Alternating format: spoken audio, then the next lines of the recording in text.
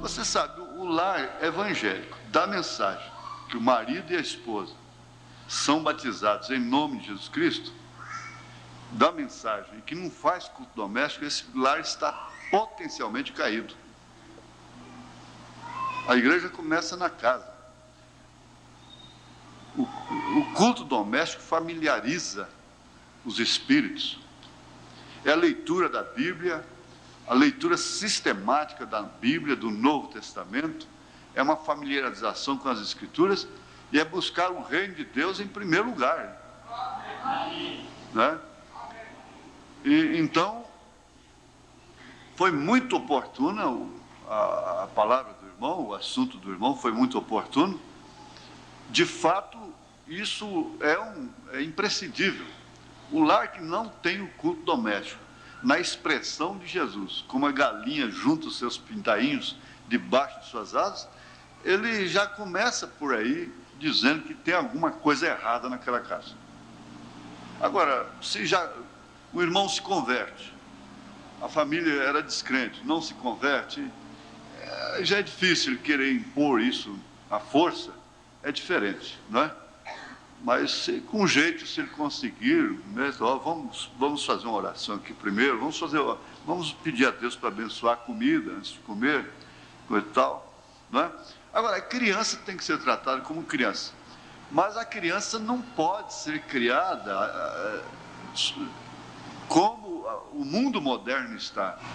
Conta-se aquele fato, parece lá na Suíça, que o ladrão morria, não é? E antes dele morrer, aquele rapaz, ele tinha oportunidade de fazer o último pedido, ele pediu para dar um beijo na mãe. Quando a mãe chegou para beijá-lo, ele mordeu, tracou os dentes no seu nariz. Aí o juiz perguntou, a autoridade perguntou, mas por que você fez isso com sua mãe? Disse, por quê? Se ela tivesse me corrigido, quando eu roubei a primeira vez que eu cheguei com objetos roubados em casa, eu não estaria morrendo hoje. E ela me apoiou. Então, essa indisciplina, que às vezes é apoiada pelo indiferentismo das mães, pelo indiferentismo dos pais. Olha, isso compete a mim, o que eu posso fazer? Eu fico até indesejável, não tem nada bom como uma mensagem gostosa, vibrante, tudo mais, e não tem que mexer com essas coisas. Mas, então, esse corre-corre depois do culto já está abrangindo as dependências da igreja, entrando para cá para o fundo, e por ali, por esse corredor afora, e até no átrio, e é um corre-corre para lá e para cá. Pode instruir um companheirismo menos fogoso, um companheirismo assim mais limitado, mais sóbrio. Essa menina precisa aprender a sentar e ficar no lugar certo durante o culto, quieta. Por que não pode? Pode sim. Esse menino precisa aprender isso. Quando é que vai aprender? Se não for agora. Qual é a disciplina, não é? Eu acho que isso mais depende principalmente das mães. A mãe não quer nem saber onde a filha está, precisa deixar à vista. Eu quero, você fica na minha vista. Você já está no tempo de prestar atenção no que está acontecendo. Não é para lá e para cá, para lá e para cá, para lá e para cá. E é banheiro toda hora, é uma indisciplina, parece que é a incontinência urinária. O que está acontecendo? É uma bebeção d'água, ele nota, ele quer beber água nada, é só para lá, para cá, para cá, para cá. Então, quer dizer, a mãe prescruta, a irmã, a mãe, ela é sábia, ela conhece as manhas, as manias, as verdadeiras necessidades e as que são arranjadas, né? Porque a gente, quando é menino, a gente arranja mesmo, né? Arranja mesmo. Então, tem que ficar essa observação aí. E nós vamos ajudando os diáconos dessa forma, não é? Está bem, vamos ficar de pé.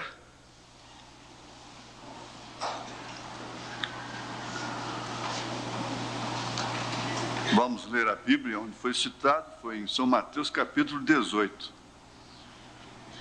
Nós vamos ler, contrariando às vezes aquilo que eu gosto, nós vamos ler hoje alguns versículos, não é?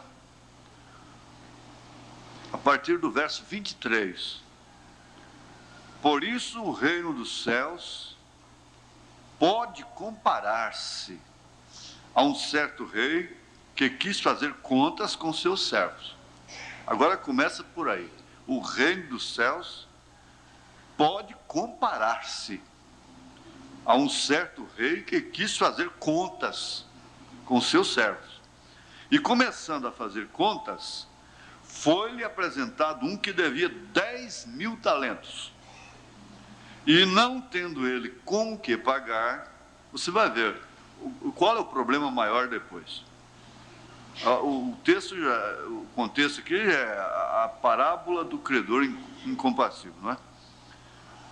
E não tendo ele com o que pagar, o seu senhor mandou que ele e sua mulher e seus filhos fossem vendidos com tudo quanto tinha para que a dívida se lhe pagasse. Então aquele servo, prostrando-se, o reverenciava, dizendo: Senhor, seja generoso para comigo e tudo te pagarei. Então o senhor daquele servo, movido de íntima compaixão, soltou-o e perdoou-lhe a dívida. Saindo, porém, aquele servo encontrou um de seus conservos, um colega, não é? Que era servo também, que lhe devia 100 dinheiros. Olha, ele devia 10.000 talentos. O companheiro dele devia só 100 dinheiros para ele.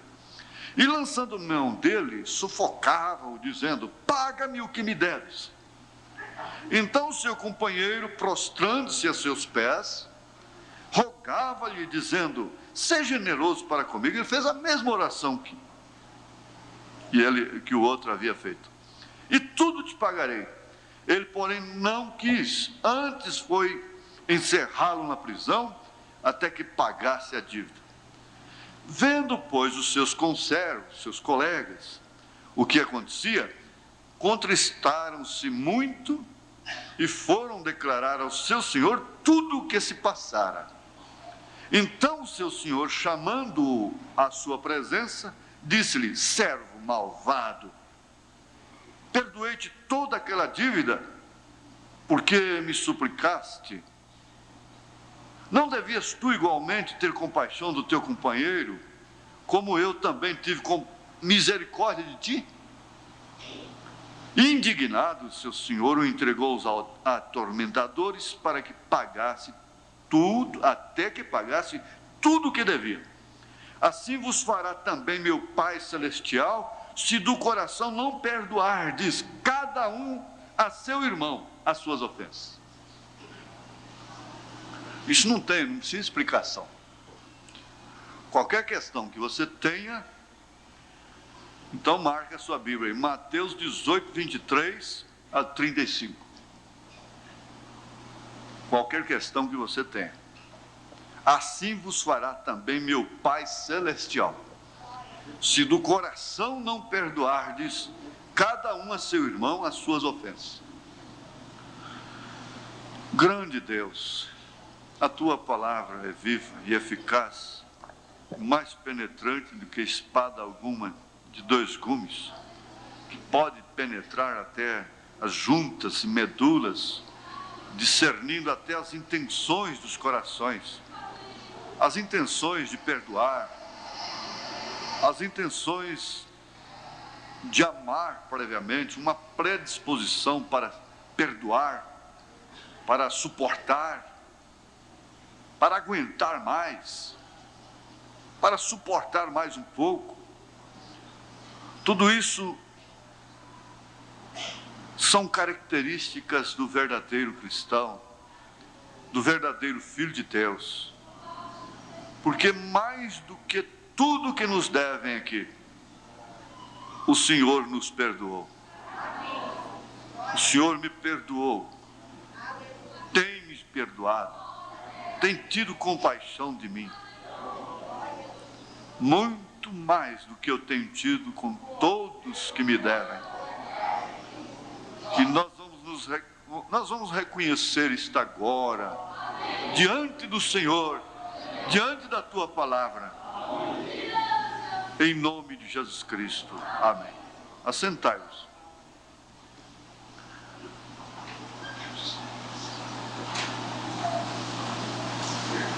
ponderando um pouco, considerando um pouquinho aqui sobre a parábola. A parábola foi justamente para explicar, para dizer o que fará o Pai Celestial, não é? Considerando isto, veja que o reino do céu pode se considerar a este rei, que pede conta dos seus servos, e que tem servos que devem muito, como esse devia 10.000 talentos. Contudo, foi perdoado. Por causa da sua dívida própria, ele não seria lançado no fogo, no tormento. Não, por causa da sua dívida, não. Foi por falta de sua compaixão, por falta de amor. Ele não sabia o que era amor. Ele não sabia praticar aquilo que foi tão bom para ele. Ele não aprendeu com o seu Senhor. E, infelizmente, nós somos tendentes a isto. Essa inclinação da razão, dos sentidos humanos. Nós esquecemos sempre daquela mensagem. E você? E você? Agora, irmãos, eu botei uma observação aqui dentro, não sei porquê. É porque nós vamos ponderar, normalmente eu não ponho tema na mensagem. Eu ponho a referência só aqui, e não sei se vai ter um tema. Mas essa observação, ela é instrutiva, ela dá uma instrução de conduta pessoal. Você sabe que João mandou provar os espíritos? Ora, se você deve provar os espíritos para ter companheirismo, uma amizade, às vezes até sem compromisso, um relacionamento sem compromisso, você deve provar os espíritos. Da hoje eu estava falando sobre isso. Dificilmente uma mulher se relaciona com determinadas mulheres e ela também não. Isso é uma lei natural. Hoje ouvimos sobre a lei, não é? É lei natural. Então, baseados nisto, eu pus um tópico aqui: gente que chega. Gente que chega. Isso não tem nada a ver com escrúpulo, com falta de amor. Não tem nada a ver com ser incompassivo. A questão de provar os espíritos. Mas, como eu dizia, se para manter um relacionamento que não leva muito compromisso de ordem pessoal, deve-se provar os espíritos, distingui-los, quanto mais para um casamento, para outros passos, para fazer uma sociedade, não é? Até hoje eu desconheço sociedade que dê certo, não é? Umas duram mais, outras menos, vai mais tempo, e quando termina em paz, está tudo bem. Agora, essa observação, ela é tangente àqueles que chegam, mesmo sendo irmãos, batizados em nome do Senhor Jesus Cristo, rapazes que chegam aqui e aparecem, às vezes nem trazendo uma recomendação de seus pastores.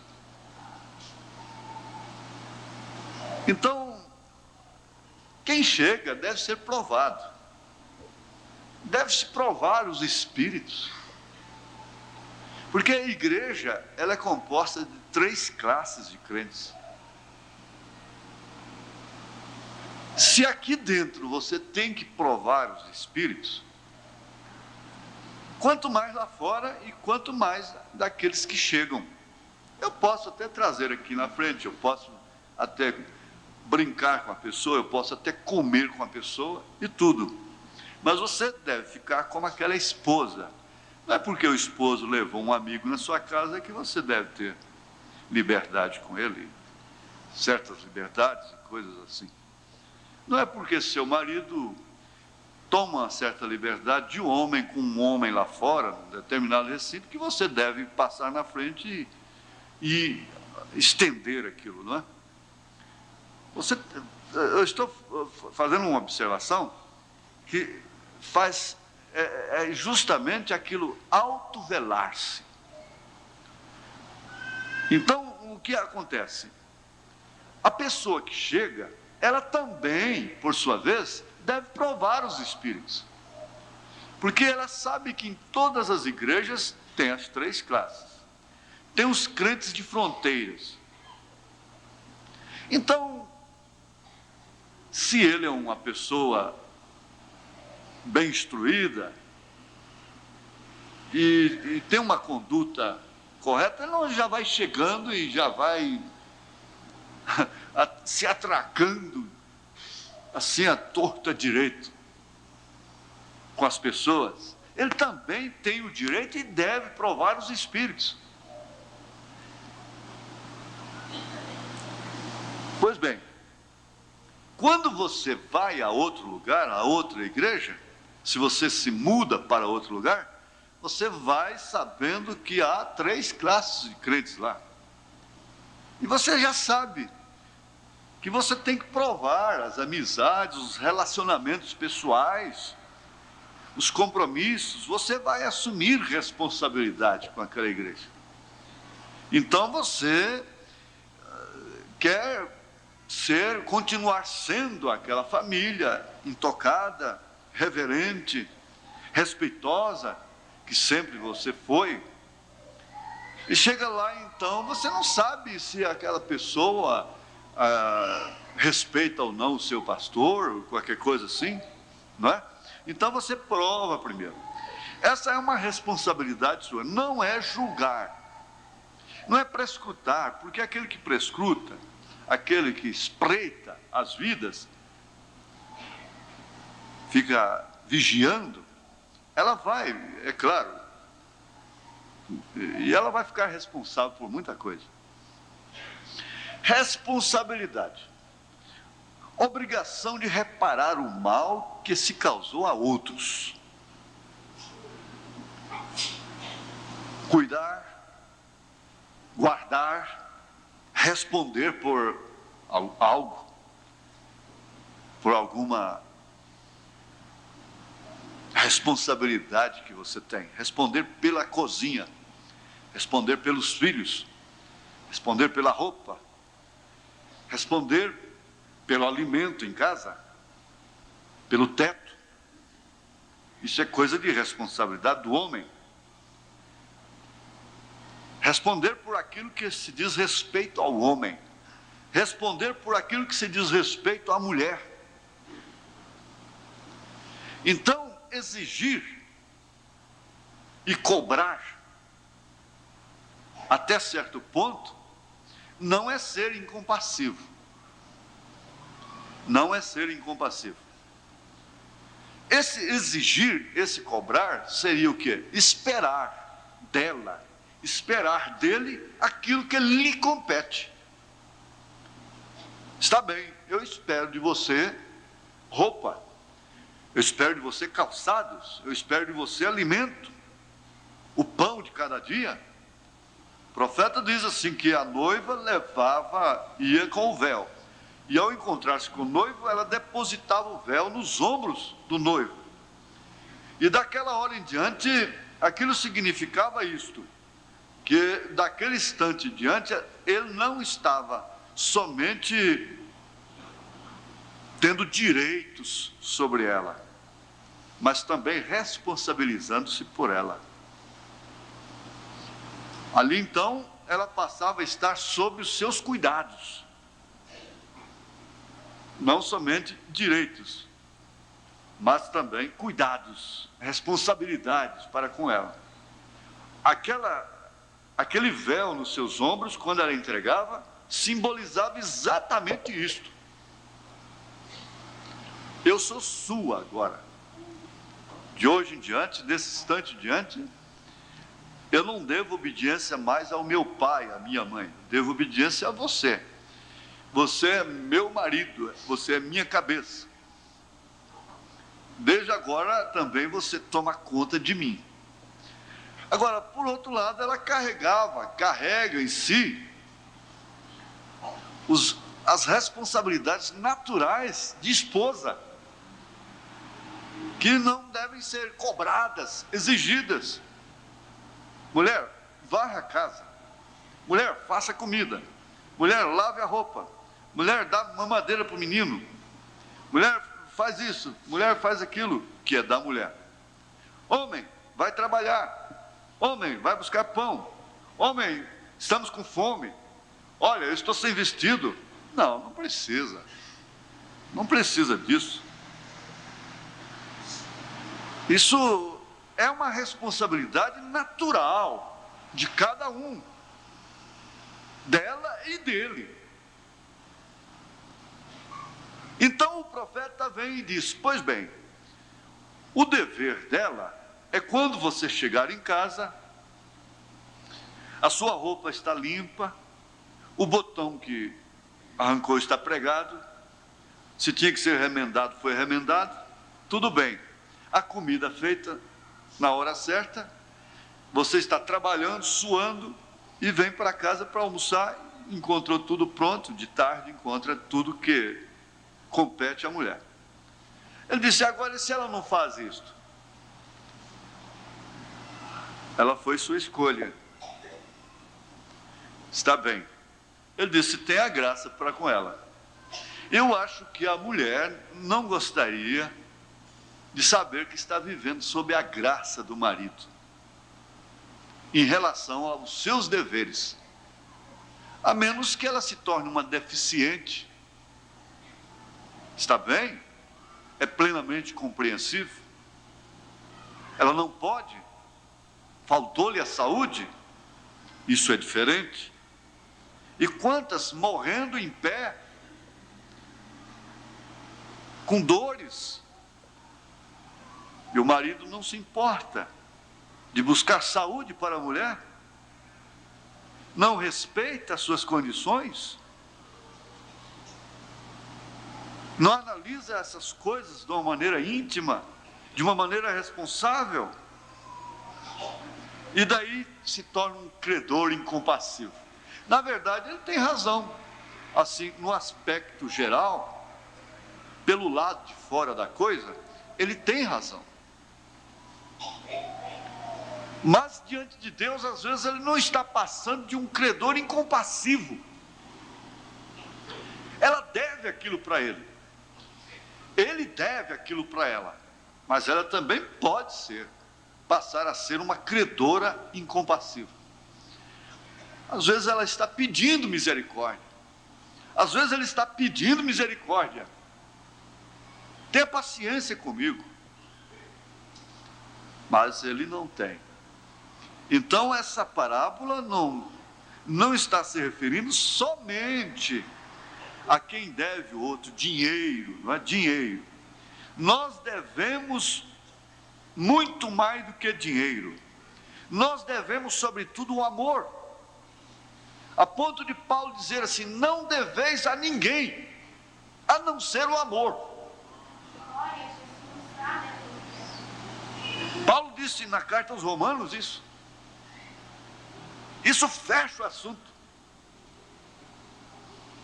E você chega a uma circunstância tal que você sabe o que realmente está acontecendo com sua vida, com sua família. Os outros de fora não sabem. De todos os modos, a sociedade cobra de você. A sociedade cobra de você. Ela não sabe o que você faz, o que você fez, o que ela fez, o que ele faz, o que ele fez. Ela julga pela casca, pela aparência. Agora Deus não. Pelo que realmente é. Isso nos leva também a pôr as nossas causas injustas, as injustiças que nós sofremos nas mãos de Deus. Mas de todos os modos, isso aqui traz peso nas mãos, traz sangue nas mãos. Eu tive uma sensação real, verdadeira, autêntica, de que realmente cada pessoa tem responsabilidade, tem peso em suas mãos. É certo que isso é relativo. Cada pessoa tem sangue nas mãos. Você pensa assim naqueles pilotos pilotando, o piloto, o copiloto, o engenheiro de voo, pilotando uma aeronave, aí um avião, e com 100 e tantos passageiros, pais de famílias, mães de famílias, mães, não é? Crianças ali dentro. Você não sabe o que está se passando por ali. Agora, um louco, um revoltado, um terrorista, pula lá na frente, com a granada na mão, com o revólver, vai e sequestra aquele avião, ameaçando a tripulação, ameaçando aqueles pilotos.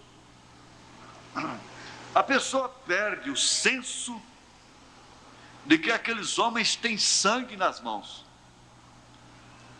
e tomam aquilo para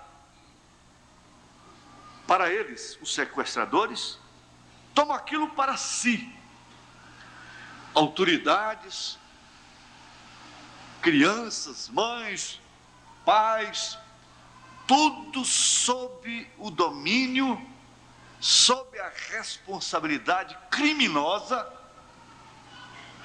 de um homem louco, ou de homens, 2 ou 3 homens revoltados, loucos, pretensiosos, inconsequentes. Então, vidas preciosas nas mãos de loucos. E aquelas pessoas que antes gozavam de tantos direitos, e às vezes até imponentes, exigentes, com as comissárias, agora se tornam pessoas mutiladas, recebem pancadas, coronhadas na cabeça, maltratos de todas as formas. Por quê? Caíram nas mãos de salteadores.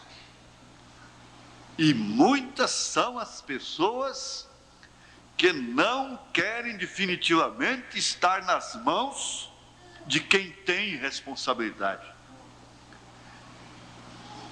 de quem tem realmente amor e que responde. Eu diria, mocinha de 14 anos, de 12 anos, de 16 anos de idade, rapazinho de 17 anos, 18 anos, e que ainda come às custas do pai. Quem é que tem a responsabilidade por você? É aquele bebedor de cerveja? É aquele irresponsável? Portanto, nenhum homem de responsabilidade beberia com um menor. Isso é um crime. Ele está cometendo um crime. Ele pode ser processado criminalmente. Seja em casa, seja onde for. Ah, mas ele que veio aqui, não importa. O juiz não vai querer saber disso. Se os pais levarem aquele homem na justiça, ele será processado. É crime. Agora, quem que vai responder por você, menina? É seu pai, é sua mãe. Não é aquela professora pervertida. Não é aquela coleguinha pervertida. Quem vai responder por você é sua mãe, é seu pai. Sim, É quem te dá as vestes, é quem te dá a calçada, é quem te dá remédio, é quem vai te levar para o hospital. São eles que vão responder na justiça por você. São eles, seus pais. Mas vocês não gostam de estar nas mãos daqueles que realmente têm responsabilidade para convosco. Ninguém gosta. As pessoas não gostam de estar nas mãos de Deus. Preferem estar nas mãos do diabo.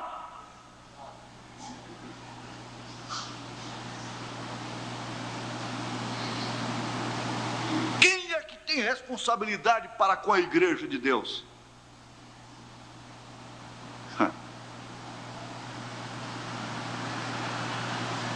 Jesus Cristo disse: quem é fiel no mínimo, é fiel no máximo. Isso deveria ser meditado. Quem é fiel no mínimo? Qual é o mínimo que se pode fazer para começar a vida? Ora, o mínimo é que essa garotinha já aprende a botar um aventalzinho e lavar vasilhas. Começa por aí, as mínimas coisas. É que ela já pode passar pano na casa, ela já pode varrer a casa. É que esse garoto pode lavar vasilhas, pode limpar a casa.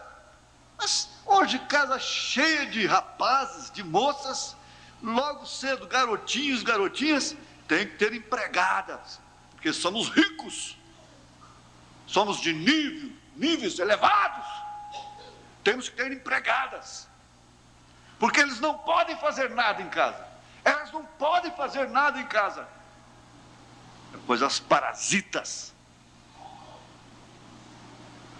Então vão fazer o que? Lá fora, na rua.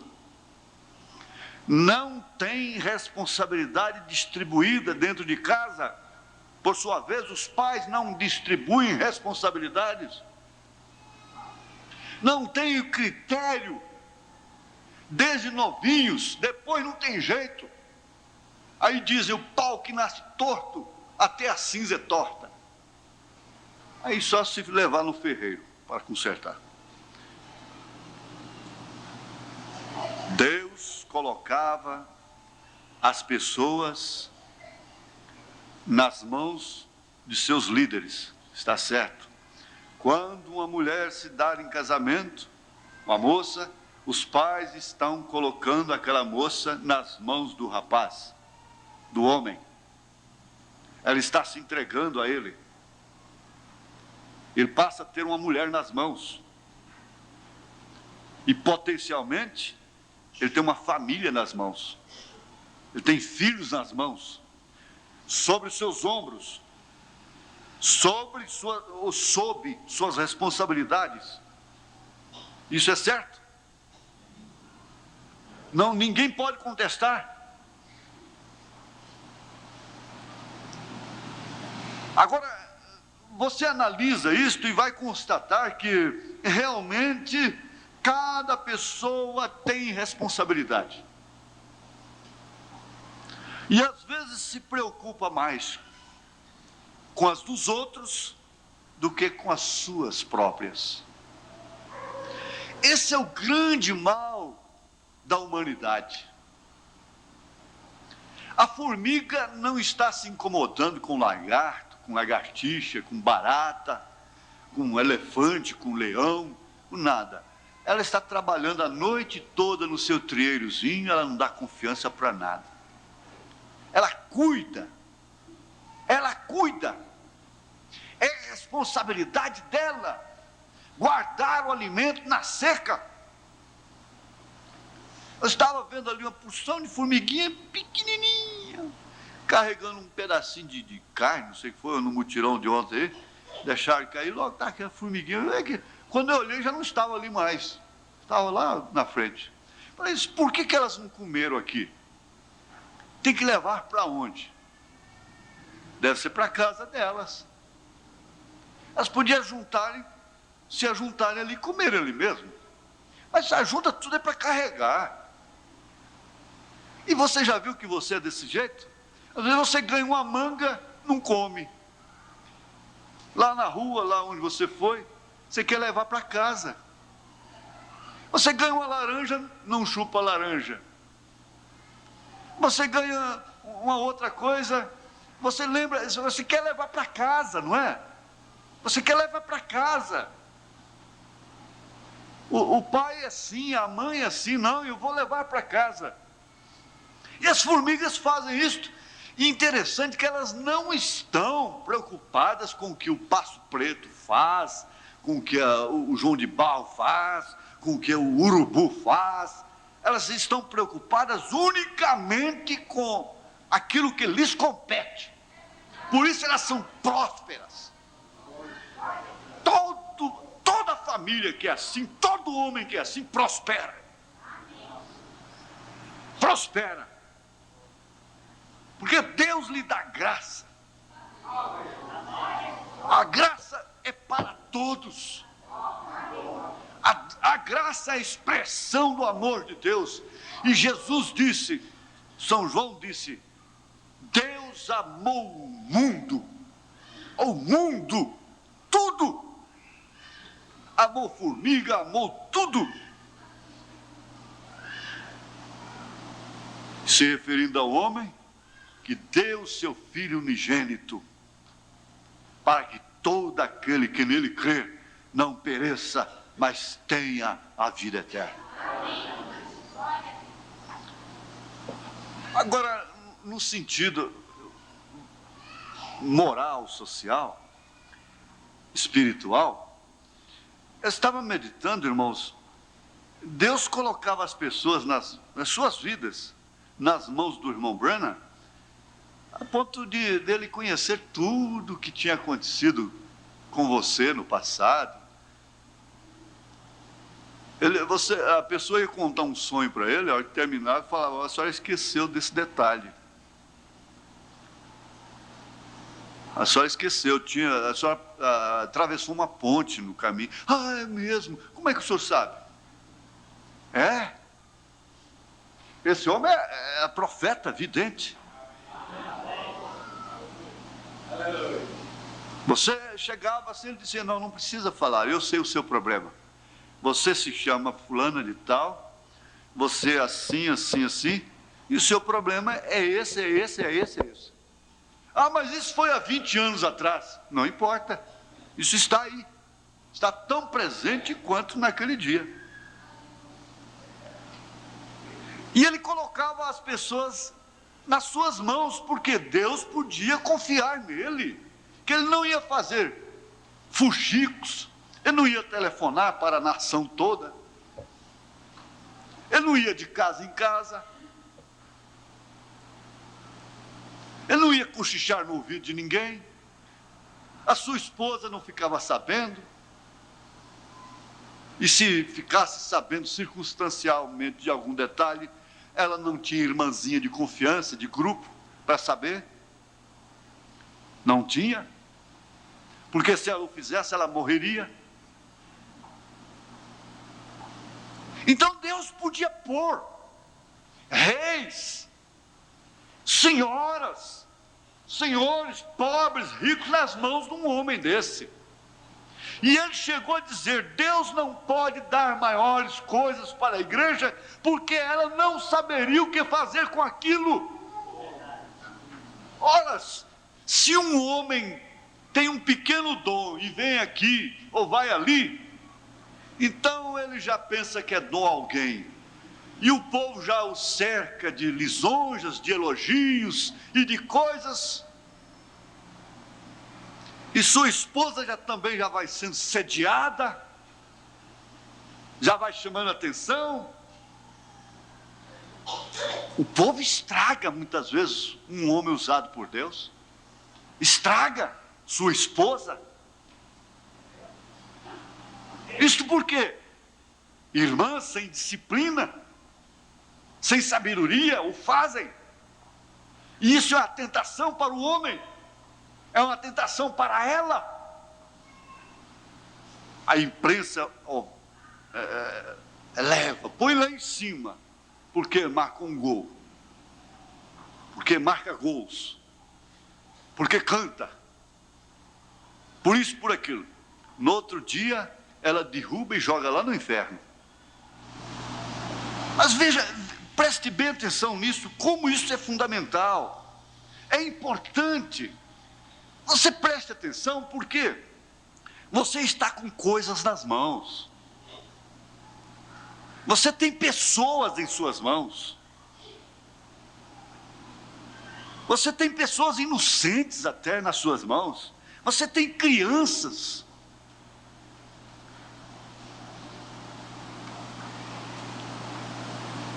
Agora, Deus não pode dar maiores coisas, maiores dons para a igreja, porque ela não saberia o que fazer com aquilo.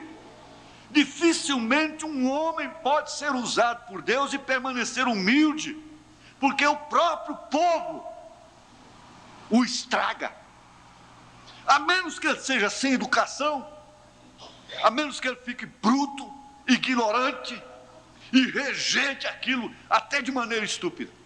Uma irmã, quando Moody terminou de pregar, uma irmã o cercou lá e disse: "Oh, irmão Moody, aquilo foi Deus te usando mesmo?" Ele disse: "Sim, é grande." Que sermão, irmão Moody? Ele disse: "O diabo já me falou isso ali, irmã, também."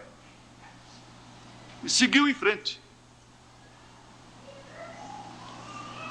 Agora, vamos fixar nisso. Deus podia pôr vidas nas mãos do irmão Branham, porque ele sabia. Por isso que o diácono que leva as coisas para casa, que tem mulher curiosa, deve entregar o cargo. Ele está desqualificado. Pastor que recebe confissão no escritório, depois vai repartir com os outros aquela confissão, melhor que ele fosse puxar enxada, vender banana na feira, fazer outra coisa. Seria muito melhor.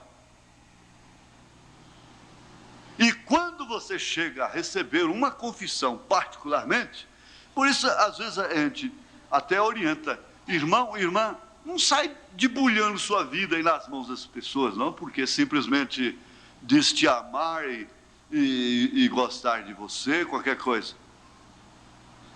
Porque elas não sabem ter as coisas nas mãos.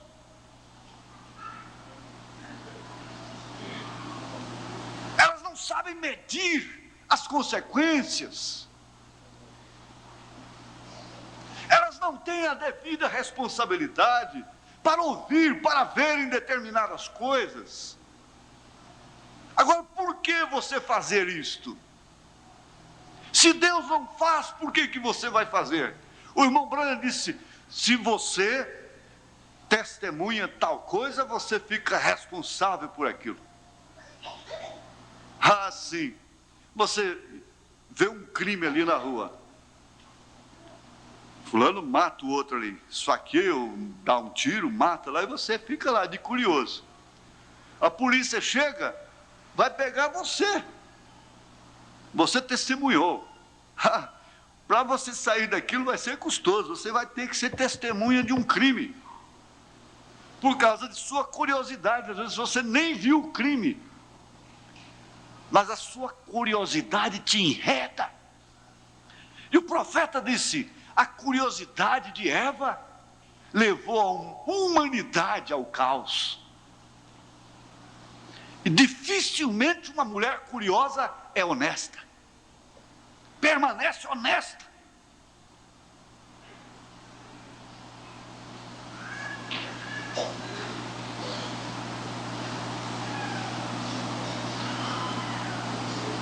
Vamos ver um exemplo no Velho Testamento de Saul. Esse exemplo é muito conhecido. Saul foi aquele homem que viveu perseguindo a Davi, numa injusta causa. Ele não tinha nenhum motivo para perseguir a Davi do jeito que ele perseguia. E num certo dia, Saul estava dormindo. Não foi só uma vez, não. Deus pôs Saul nas mãos de Davi. No entanto, Davi não matou a Saul, não usou da oportunidade, não foi oportunista. Oh, se fosse com Saul, ele não tinha perdido a oportunidade. Era completamente diferente.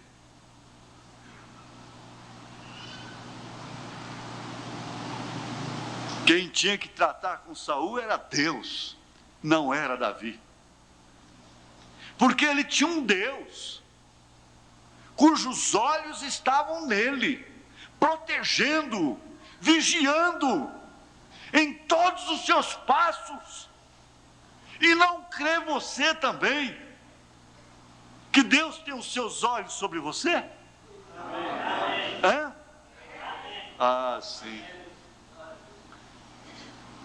Por isso a questão de estar nas mãos de alguém é muito séria, é uma questão muito pesada, é muito peso para determinadas pessoas arcarem com aquele peso. Elas chegam a dizer: misericórdia, meu Deus, eu não quero isso em minhas mãos, tenha compaixão de mim, meu Deus, tenha compaixão de mim. Davi chegou ao ponto de dar um exemplo com sua vida em relação a Saul e depois em relação a si mesmo. Quando ele estava diante de uma escolha que ele tinha que escolher, ele disse: eu prefiro cair nas mãos de Deus. Eu quero ficar nas mãos de Deus, que Ele me açoite, que Ele me corrija, que Ele me fira, que Ele faça comigo o que Ele quiser, mas eu quero cair nas mãos dEle, que eu não caia nas mãos dos meus inimigos. Eu quero estar nas mãos de Deus. Agora, parece que essa preferência é extensiva a todos, essa opção, a todos quantos têm a oportunidade. Senhor, eu quero cair nas tuas mãos. Amém? E aí, continuando esse pensamento, você sabe que, nesse caso, você fica com a bomba. A bomba faz referência a um poder explosivo. Você fica com a bomba nas mãos. Isto quer dizer, vidas nas mãos. Então, é uma responsabilidade muito grande. Quando você chega lá em Jericó, você encontra Raabe, uma meretriz, com 2 homens de Deus nas mãos. 2 homens, 2 espias de Israel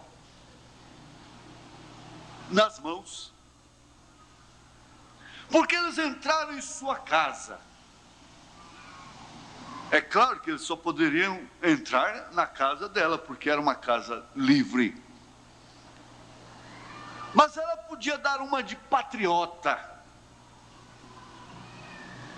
escondê-los, abrigá-los, como muitos fazem, abraçar, beijar, fingir amizade e depois entregar pelas costas. Dizer: fiquem aqui, escondidos. Ir lá na polícia, lá nos filisteus, e entregá-los. Ela podia ter feito isso, não podia? Podia ou não? Podia, sim. Você podia fazer. Mas aí que está a grandeza do homem, aí que está a grandeza da pessoa. É aquele lutador de boxe, musculoso, aguentando tapas de um raquítico, um franzino que não dá para nada. Ele suporta, ele até sorria. Ali está a grandeza dele. Todo mundo está vendo que se ele der um soco nele, desmonta o outro. Aí que está a grandeza do homem. É você poder fazer e não fazer. Raabe podia entregar os espias. E ela seria condecorada. Quem sabe ela seria aceita na sociedade. Eles tratariam do seu problema. Diria, você não precisa mais vender seu corpo, porque você é considerado uma heroína. Você nos avisou do grande perigo que está vindo sobre nós. Mas ela, por revelação divina, não entregou. A bomba estava nas mãos dela. De fato, aqueles homens eram duas bombas poderosas, mais do que a bomba atômica. Eles dizem, não há poder maior do que o da bomba atômica. Ah, sim! Ah, sim! Há o poder de uma viúva que deu tudo que ela tinha numa oferta. Há o poder da palavra falada. Há o poder de uma criança. Há o poder de uma mulher sofrendo de um fluxo de sangue há 12 anos. Aqui, ó, Raabe com 2 homens nas suas mãos. O que fez a Dalila com Sansão? Cortou-lhe o poder, explodiu a bomba, entregou-lhe. Mas Raabe não. Raabe fez o contrário. É certo? Você está com esse poder nas suas mãos. Você está com tudo em suas mãos. Você está com o maior poder jamais visto nas suas mãos. Você está com a Bíblia nas mãos. Você está com a palavra de Deus está em suas mãos. Deus está em suas mãos. Que farei de Jesus chamado Cristo? Jesus nas mãos de Pilatos. E Pilatos não sabia o que fazer com ele.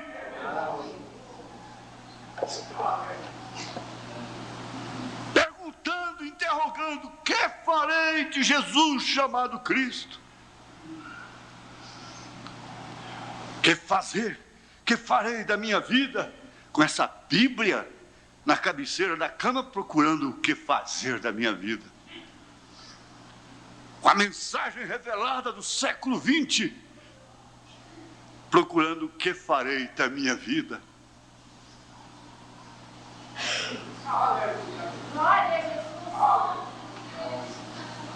O profeta desta era, irmão Branham, as reuniões dele eram muito grandes, muito poderosas. Havia muitos sinais evidentes, curas, milagres, maravilhas. E ele tinha muitos inimigos que queriam desmoralizá-lo e que, se uma vez pudessem tê-lo em suas mãos, acabariam com ele. Fizeram tudo para acabarem com ele.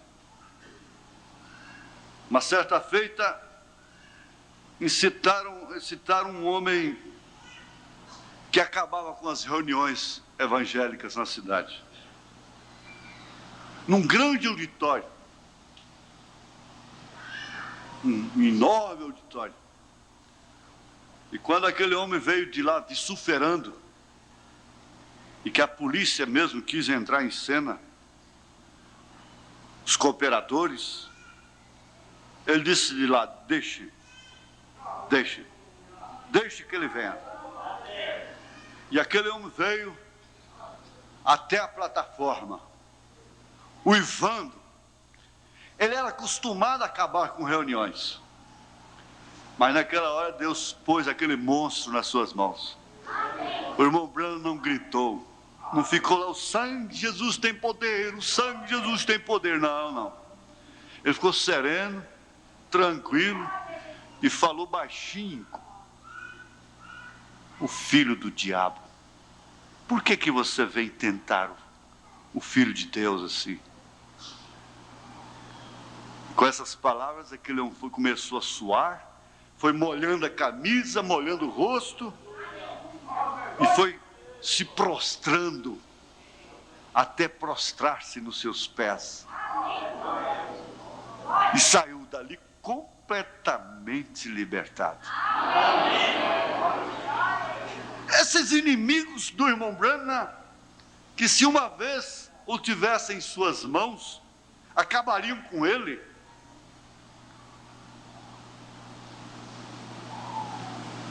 Prepararam uma trama terrível para ele.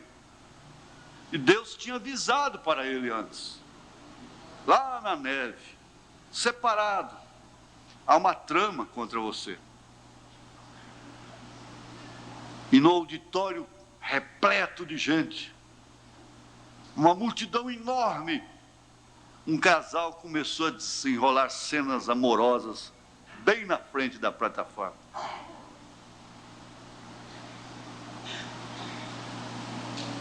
Aí ele parou, prescrutou, e o Espírito Santo disse para ele: essa é a trama, faça com eles o que você quiser, eles estão nas suas mãos.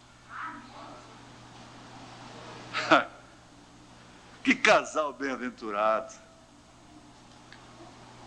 cair nas mãos de um homem como William Branham. Aleluia. Ele olhou assim com aquele olhar de compaixão, de amor profundo, que destranca qualquer jaula, e disse para aquele casal: eu os perdoo. E naquela hora caiu um poder tão tremendo no auditório. Paralítico começou a andar, cego enxergar, e o poder de Deus se manifestou ali. Por quê? Será que qualquer um pregador, tendo aquele casal nas mãos, não o mataria? Pedro matou Ananias e Safira. Não, não foi Pedro, não. Foi o Espírito Santo. Foi Deus. Pode ser que isso aconteça, como aconteceu muitas vezes. Uma mulher disse: eu não quero essa religião do Branham nem para minha vaca. E dentro de poucas horas ela estava no hospital gritando pelo irmão Branham. E ela era bonita, sadenta, assim, uma mulher nova, bonita, loira. Diz que era uma mulher linda. Quando ele chegou lá era tarde. Estava a coisa mais deformada, mais esquisita do mundo. Muitas pessoas morreram ao blasfemarem, até mesmo contra a coluna de fogo. Mas quando Deus colocava a coisa na sua mão, era diferente. A sua mulher, uma vez, nervosa, cansada, bateu a porta para ele. E aquilo lhe custou um quisto no seu útero. Mas o que aconteceu? Ela estava nas mãos do profeta. Ela estava nas mãos do marido. Como Sara estava nas mãos de Abraão. Sara ofendeu a Deus, mas não morreu porque ela estava nas mãos do marido. Ela não era uma independentezinha do nariz estufado para cima. Então o que aconteceu? O irmão Branham orou por ela. E nem estava lá no hospital na hora da operação. Quando ela se deitou, foi constatado que o quisto estava lá. Mas, de repente, eles começaram a procurar e não encontraram mais. Da mesma maneira que ele veio, ele foi. Se foi. Então telefonaram para ele, ou ela mesmo. Antes de falar alguma coisa, disse: eu sei, o quisto desapareceu. Amém? A mulher nas mãos do marido, a igreja nas mãos de Jesus.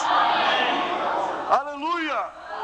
Bate a porta encosta nele, pega quisto, erra, deve 10.000 talentos, se arrepende, se converte, depois não pode ver o erro de uma colega que já está entregando ela, esquece. E você? Não pode ver o erro de um colega, já está fermentando. E você? Esqueceu de você? E você? E eu? O Evangelho nunca é pregado verdadeiramente sem compaixão. O Evangelho nunca é pregado verdadeiramente sem amor. E ninguém é verdadeiramente cristão. É como uma comida sem sal. Se não há amor, se não há compaixão, se não se sofre o dano, como Paulo disse, por que não sofreis o dano? Ao invés de estar gladiando,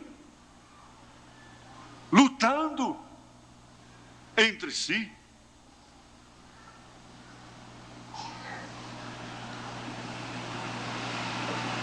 Jesus disse que nós estamos nas mãos dele em São João 10 e que ninguém pode arrebatar.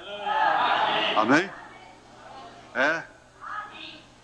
Aqui o profeta diz, nessa mensagem, as 70 semanas de Daniel, volume 3, no parágrafo 129.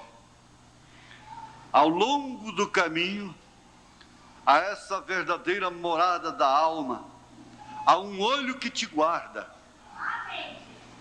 Cada passo que tomares, este grande olho despertado está. Há um olho que te guarda. Isso é correto. Recordem, quando tínhamos um pequeno jubileu, dizíamos: se roubas, enganas e mentes, e na igreja testificas, há um olho que te observa. Ao longo do caminho, a essa verdadeira morada da alma, há um olho que te guarda.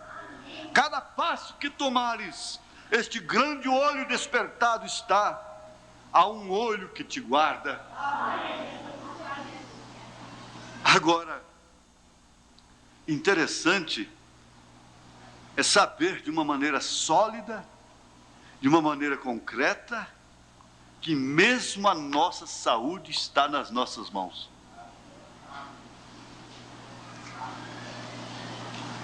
Se você está agora com uma doença incurável, ela pode ser em qualquer parte do corpo, ela agora fica nas suas mãos. Nós não queremos nenhuma emoção, mas é uma identificação, uma identificação com a verdade, com o que pode realmente acontecer e o que realmente existe em favor do povo de Deus, em favor de quem deixa a casa e vem para a igreja,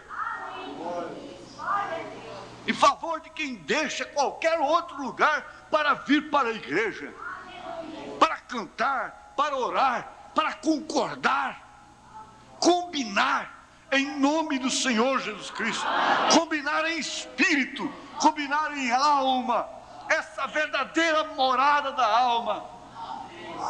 Então, a cura está nas suas mãos. Isto quer dizer, a doença está nas suas mãos. Você pode fazer com ela o que você quiser. Quando aquela mulher viu a Jesus, a doença ficou nas suas mãos, e ela pegou e passou aquilo para Jesus.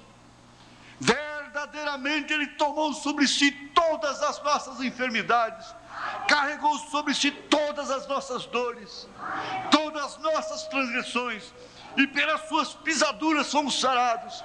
Mas existe uma maneira de realizar isto no presente. Aquela mulher realizou aquilo. Ela cumpriu Isaías 53. Ela disse: se eu tocar na orla do seu vestido, eu serei curada. Não teve outra coisa para acontecer. Ela reuniu suas forças, foi lá e tocou na orla do seu vestido, e o sangue estancou na hora. Nós recebemos o testemunho aqui, domingo passado, um bilhetezinho do irmão Geraldo Crispim, dizendo: há 13 anos eu tinha um câncer nas amígdalas, os médicos não podiam fazer nada, mas dia 4 de agosto eu fui curado aqui. Oh, Jesus Cristo, eu achei interessante que ele assinou assim: por ser verdade eu dou fé. Ele disse: Deus fez uma cura perfeita. Isto porque, depois de 13 anos, agora eu pergunto: será que você não pode receber a mesma coisa hoje? Você também não pode dar um toque de fé? Não pode experimentar de uma maneira consciente, certa, certeira, experimentar como quem tem uma boa arma que não lenca, puxar o gatilho e verás que vai acontecer. Vai haver, está havendo uma cura especial nesse instante.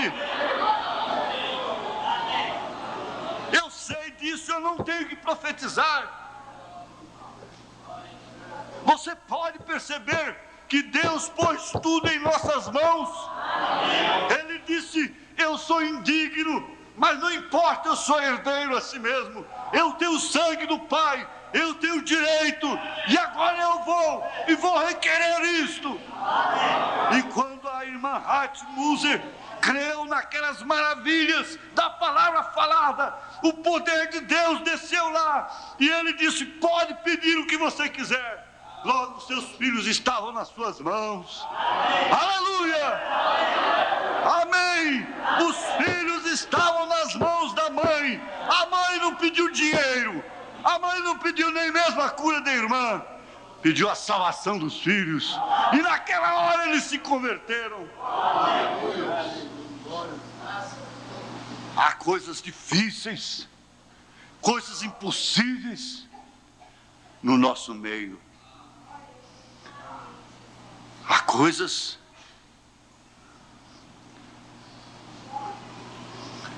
e parece que nós estamos como Sansão.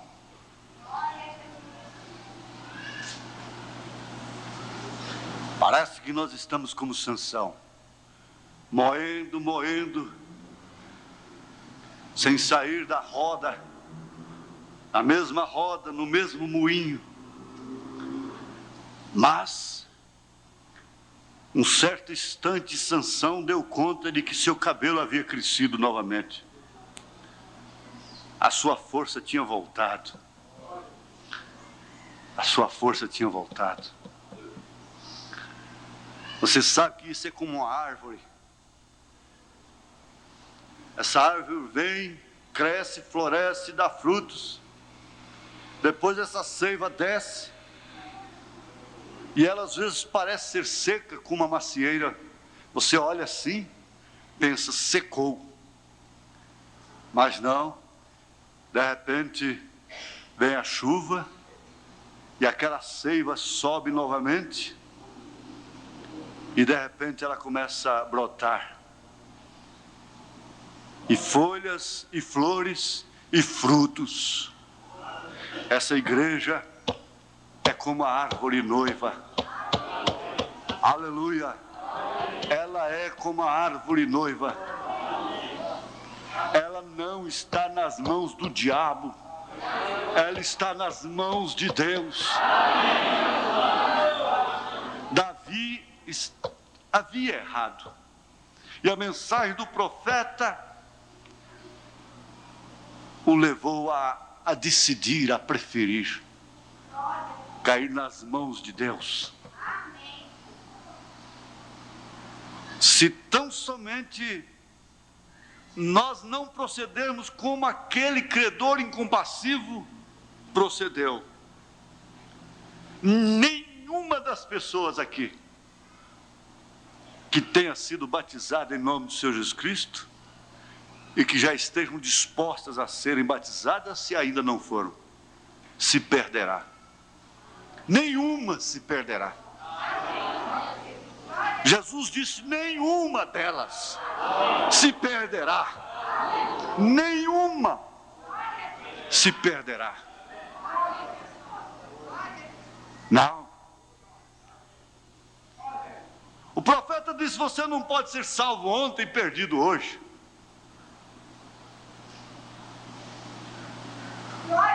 E nós vemos no Velho Testamento, que é uma sombra do Novo, e quando Deus escolheu, Ele escolheu desde o ventre. E Paulo disse: Deus disse: amei Jacó e aborreci Esaú. Antes de qualquer um fazer o bem ou o mal. E Paulo disse: faz Deus acepção de pessoas? Não. Ele é soberano. Ele se compadece de quem ele se compadece.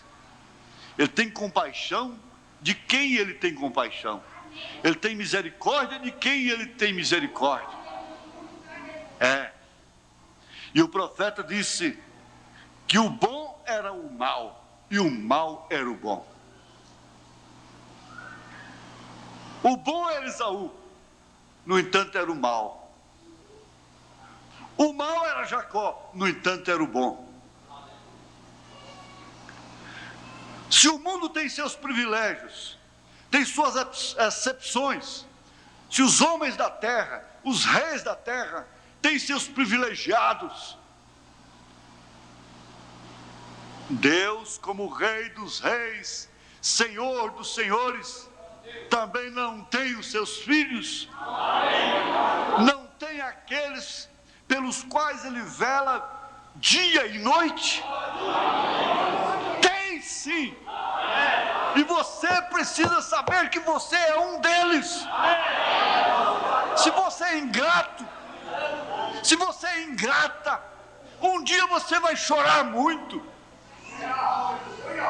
ao descobrir que mesmo ingrata, rebelde, Deus guardando tanta coisa boa para você, você vai entender que Ele não pediu nada de você em relação ao que Ele te deu, em relação àquilo que Ele guardou para você. Paulo disse: mas eu sei em quem tenho crido, e estou certo de que Ele é poderoso para guardar o meu tesouro até aquele dia final. Ele tem mais, Ele tem muito mais. Quando Ele perde uma coisinha, nós gememos. Nós gememos para dar. Às vezes vimos na igreja como que fazer um favor para Ele, quando Ele tem dimensões preparadas para nós, que o mundo vai invejar. O rico invejou o estado do pobre Lázaro, que catava as migalhas da sua mesa.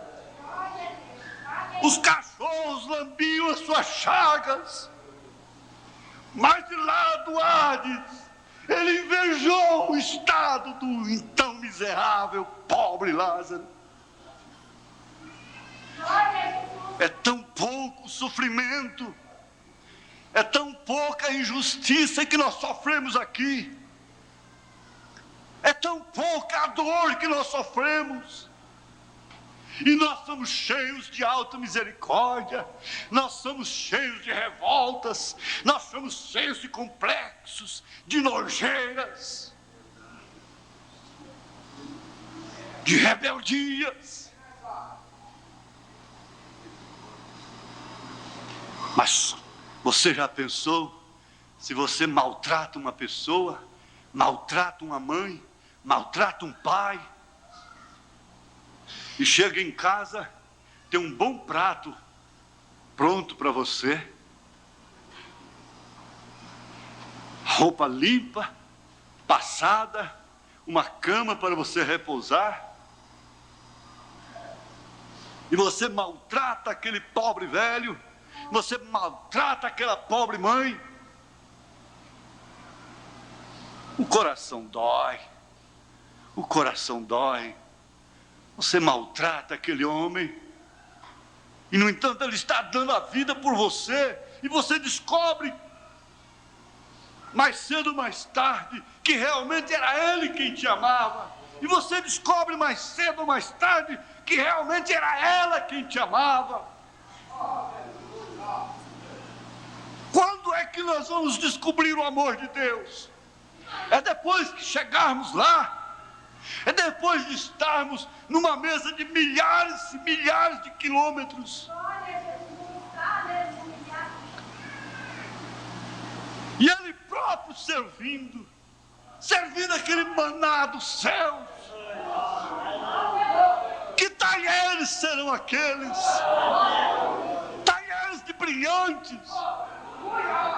E você gozar de uma dimensão que não haverá diferença em roupas, em trajes, em transportes, em casas, em comidas. Enquanto um com a barriga cheia demais, outro passando fome. Enquanto um com 2, 3, 4 carros, outro sem uma bicicleta. Não, lá não. Lá você vai chegar e dizer, mas por que eu não dei um novo? Dizem que a rainha Vitória saía na tarde para dar um passeio, já na sua velhice. E ela saía de uma maneira discreta para ninguém vir agarrá-la, abraçá-la. E ela tinha que ter descanso. Ela saía discretamente, disfarçada. Ela precisava de andar, tomar um fôlego de popular, de gente livre. Que palácio é prisão, mansão é prisão. Quem é livre é o pobre, o rico é preso, é escravo. Ele tem que andar com guarda nas costas, assim mesmo ainda é sequestrado hoje. E ela então, e ali, de repente veio uma chuva, começou a cair aqueles pingos grossos d'água. E ela encostou numa casa assim, uma mulher na janela.